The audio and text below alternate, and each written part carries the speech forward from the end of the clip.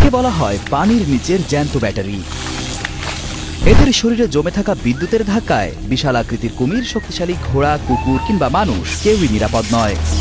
চোখের পলকে বড় বড় প্রাণীকে ধরাশায়ী করতে সক্ষম প্রকৃতির এই বিস্ময়কর প্রাণীটির নাম ইলেকট্রিক ইল।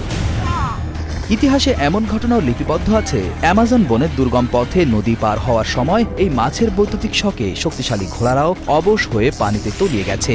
এমনকি কুমিরের মতো শক্ত চামড়ার প্রাণীও এর হাই ভোল্টেজ শকের কাছে হার মানতে বাধ্য হয়। যদিও নামের সাথে ইল শব্দটি আছে, কিন্তু জীববিজ্ঞানের ভাষায় এটি আসলে এক ধরনের নাইফ ফিশ বা ছুরি মাছ।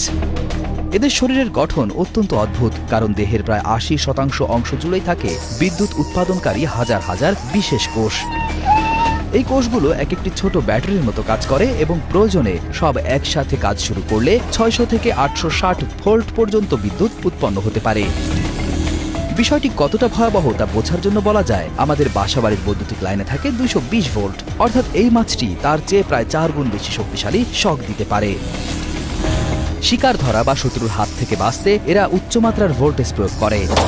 আবার ঘোলা পানিতে পথ চলতে বা একে অপরের সাথে যোগাযোগ করতে এরা মৃদু ভোল্টেজ ব্যবহার করে, যা অনেকটা রাডারের মতো কাজ করে।